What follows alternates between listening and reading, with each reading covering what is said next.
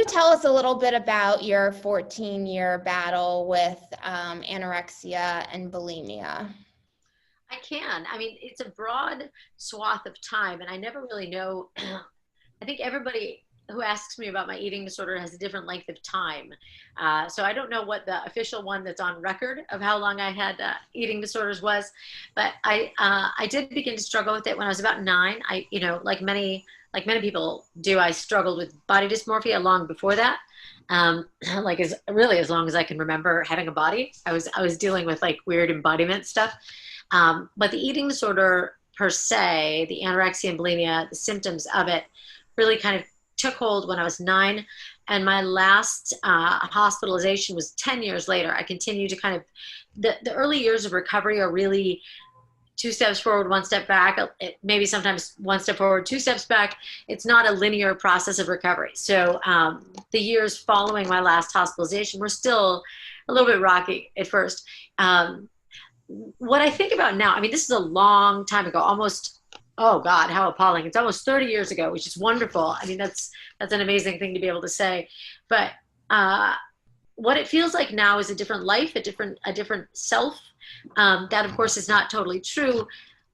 But what I can tell you about those years of struggling with the disorder is that they were so consumed by fear that's what I remember about almost 15 years of my life, is that I was just terrified all the time.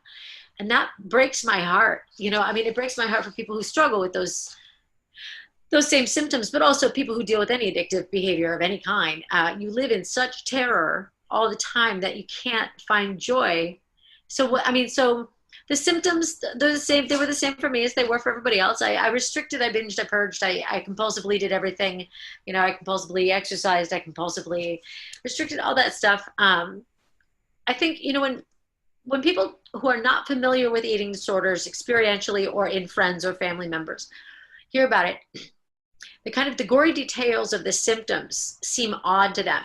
Mm-hmm. But actually, eating disorders are like an extremely, it's a logical elaboration on an idea we're all dealing with, which is that I am too much, I take too much, I'm going to cut back. And with eating disorders, you just keep going back and back and back and back, and you really cut it back until there's nothing left of you or your life. And so when I think about eating disorders now, unlike someone who's closer to them, who has been close to them more recently than I have, more than 30 years ago, I think about it much more metaphorically now than I think probably someone does who's in the depths of it. And I think that maybe what I have to offer now is that years down the line, you're not worried about anymore what size pants you wear or how many calories there are in a stick of gum. I mean, that's irrelevant. Mm-hmm. But those used to be the kinds of questions that shaped my day. Can you tell us about your recovery process? I can, and that's the part that gets interesting to me. I mean, like whenever you talk to any of us who deal with an ability and a difference at the same time, I always feel like people want to know the horror stories. They want to hear about the car crash of it, and there's kind of a gawking feeling to it, and I get that. But what's been interesting to me, maybe simply because it's more recent and it's been a longer part of my process, recovery is really interesting. Recovery goes through a lot of stages. The life cycles of a recovery process are many. There's lots of different phases of that. And so recovery in my early 20s is really different than recovery in my late 40s. I mean, it's a different human, it's a different world for that matter. So recovery at first for me was sheer stubbornness, and that worked. It was like, you sit down in this damn chair and eat your lunch. There's not going to be any arguing. And so then and now, the technique that I found was that I had to deal with myself as my own parent or my own wiser self. And so, years later, of course, you discover that's an old truism in Buddhism. This is not new to them. But for me, the idea of I don't have to live in a hospital. I don't have to be told how to eat. I know how. It's a matter of telling myself, getting that embedded in my own self and beginning to integrate that wiser self in those decision-making processes. And so that became the guiding principle of my recovery, was really just this sense that nobody's going to save me and nobody needs to. And that was really huge for me. It's amazing. So now, have you gone to any treatment centers or was it just mainly talk therapy? And I apologize if I didn't get that when we Oh, were. no, no problem. I was in and out of the hospital for eating disorders 11 or 12 times between 89 and I guess 93. So very, very short period of time. I was in the hospital almost full time. Since then, no, I've not been in eating disorder treatment. I did go to drug and alcohol treatment when I was, I don't know what, 26, I guess. So 20 years ago. That was really helpful, recognizing, oh, hey, I've been here before. You know, I thought I had this down, not so much with the having it down. And it was just like same addiction, different day, you know, and that's really what the recognition was for me, was to realize I had sort of moved all those terrors and obsessions out of anorexia and bulimia and into drugs and alcohol. And when the drugs and alcohol were gone, then I could get to, why do I need the obsession? You know, why do I need the self-hatred? Why do I need the self-destruction?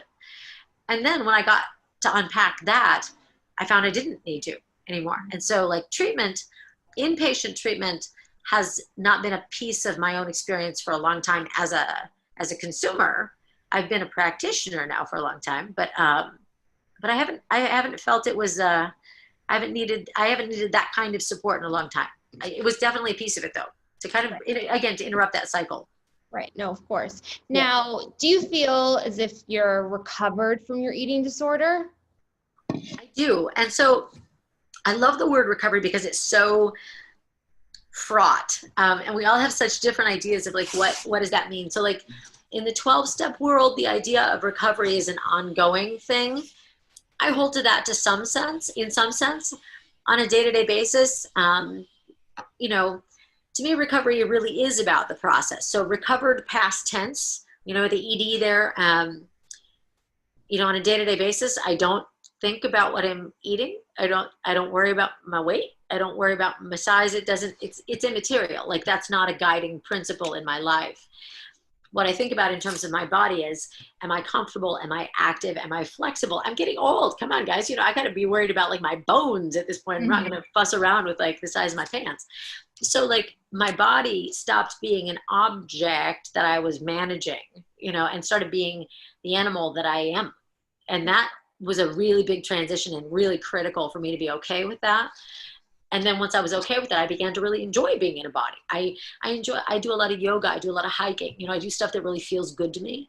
I lift a lot of weights, you know, little teeny tiny weights, but weights nonetheless, you know, so I started having a really different relationship with my body.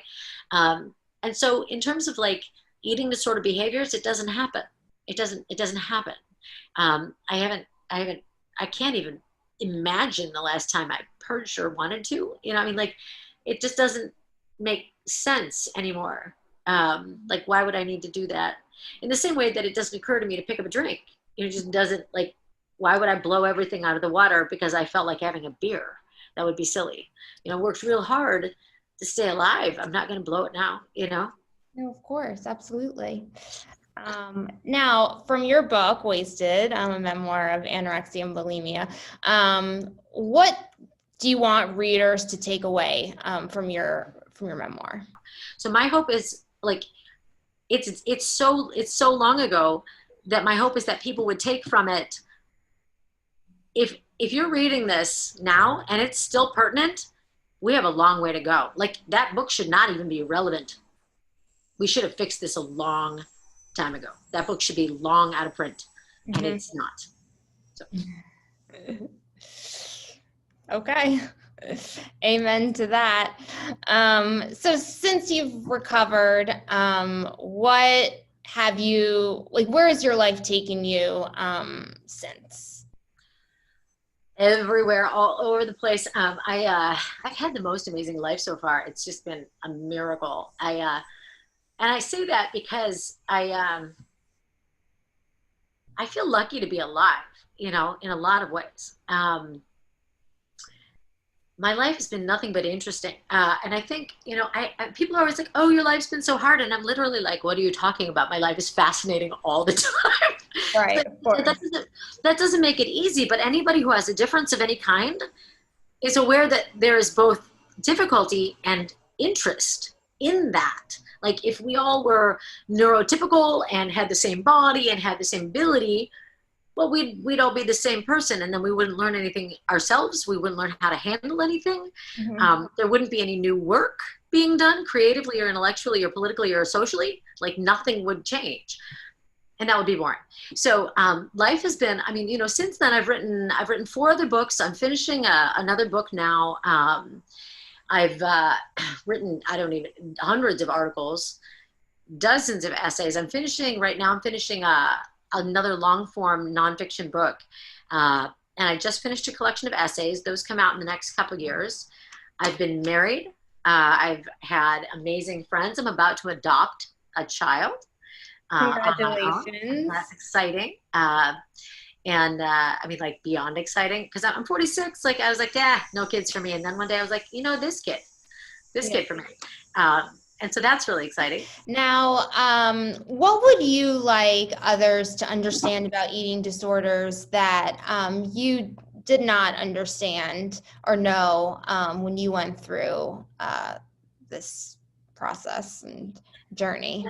That's my favorite question ever. I love that question because it gives me the chance to say this. Every time I get a letter about eating disorders, email, text, whatever message, I get them all the time, like couple hundred a week. You know, I mean, people are still writing me the same phrase. I know I will always struggle with this to some extent. And I'm like, who's pressing play on this auto response? You know, I mean, like, why, who told you that? And then I realized, oh, that's what they told me too. You will always deal with this to some extent.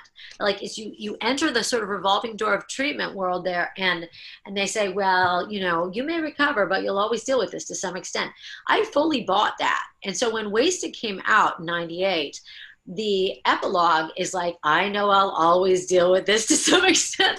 And so in 2014, when I wrote the revision to the epilogue, or the new epilogue, whatever it was, I was like, no, that's a decision you get to make.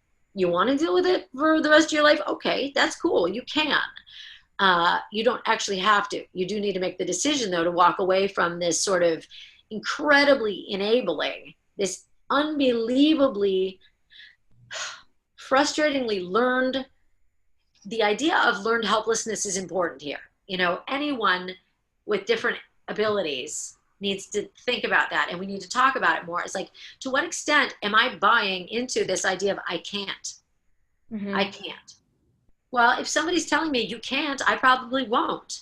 Unless I'm one of those really obstreperous people, which it turns out I am. So now I get to come back and say, you know, if you're one of those people who really buys into I can't, I'm wounded, I'm broken, I'm this, blah, blah, blah, blah, blah. And now that gives me a great reason to go back and not work on it because I can't. Why would I bother? Well, that's enabling. You know, what I thought when I started recovery from eating disorders is that I would always deal with it to some extent. That's garbage. I have not. I dealt with it, and then I didn't have to deal with it anymore. Had I bought into I'll always deal with this to some extent, I'd still be there. And I'm not having to deal with that. And I'm both grateful, but I'm also grateful that somebody who didn't have an eating disorder is like, why aren't you eating? And I was like, I don't have an answer for that. You know, because like every time you talk to somebody with an eating disorder who's really active in it, and they're like, you don't understand. And there's part of me that wants to go, no, honey, you don't understand. There's no reason for you to be doing this. You are doing this because something hurts. Let's call a spade a spade. Deal with what hurts. Don't tell me you can't eat. You can. For sure. So anyways, this was so wonderful. Thank you so much, Myra. Absolutely. Absolutely. Thanks.